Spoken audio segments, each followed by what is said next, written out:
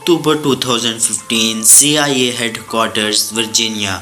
Johan Brannan, the CIA director, received a call from an unknown number. The caller seems like a child who tells Brannan that he has hacked into all of the CIA system. While this would have been considered a prank if it were an ordinary person, it is difficult because John Brannan was the director of the most powerful intelligence agency in the world. Getting his personal phone number is a significant feat, let alone calling him. This is the story of two kids who managed to hack CIA's entire system and made the superpower America dance to their tune. Who were these kids and why and how did they carry out this extraordinary act? Welcome back to my channel. When the caller is asked about his demands, he said that America should stop its attack in the Middle East, particularly Palestine, and let the world live in peace. But the time of call, the CIA had already realized that its system has been hacked. But what kind of damage this hacking was causing to the CIA and America will be revealed as the story unfolds. As soon as the call ended,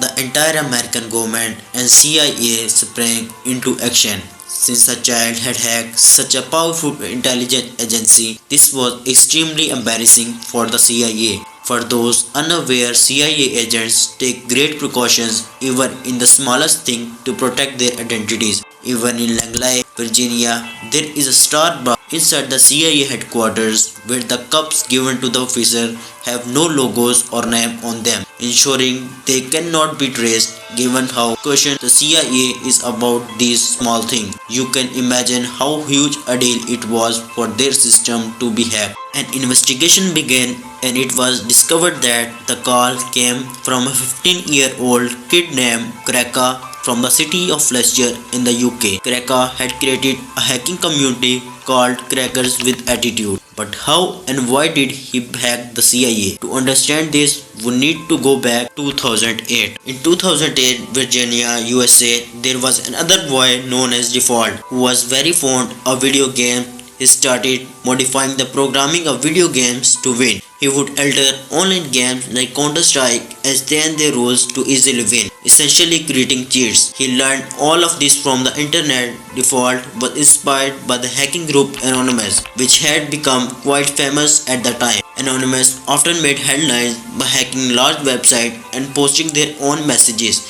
Seeing this, Default became fascinated with hacking and started making his own small hack. However, he wanted to do something bigger and thus he joined a hacking group called Anonymous, which had previously hacked many websites, typically carried out political hacking, often using bots computer infected with viruses to carry out coordinated attacks. Being a part of Anonymous, Default had access to these netbots and discovered that one computer in Canada from a medical college was part of it. Default worked on this computer and gained access of financial records of the college, finding that the school still needed to collect over $9 million from students. Default deleted this record, causing confusion in the system. His first hack was a prank, but his next one was driven by anger. In 2014, Denmark passed a controversial law allowing sexual abuse of animals. Animal rights activities worldwide were angry. Default, who had a pet dog,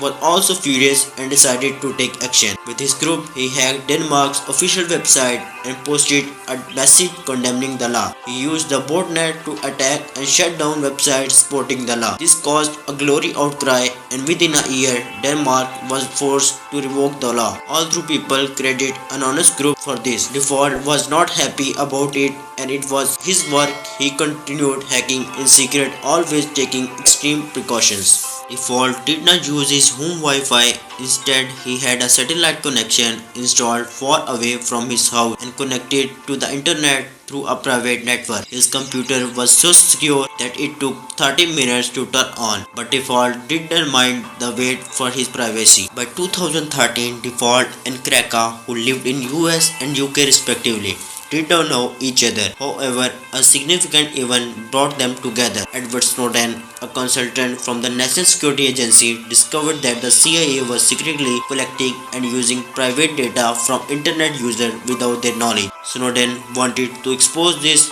but he feared the consequences of doing so in America, where he could either be killed. He fled to Hong Kong, where he revealed the CIA's secret to journalists, sparking a global controversy. People were furious that their personal data were being used without their permission and that their every move were being tracked. As the reaction to this, Default and Kraker decided to team up and teach the American government and the CIA a lesson. They wanted to show them how it's failed and when personal information is leaked. Their first act was to release the phone number of James Clapper, the director of US National Intelligence Agency, making it easy for anyone to find it with a simple search. Then they set their sights on hacking the CIA director's phone. Kraker started searching for John Branham personal details and discovered that he had a public phone number. Pretending to be a Verizon employee, Kraker called the company's internal technical team, claiming to resolve a customer issue. After confirming his identity by using a PIN code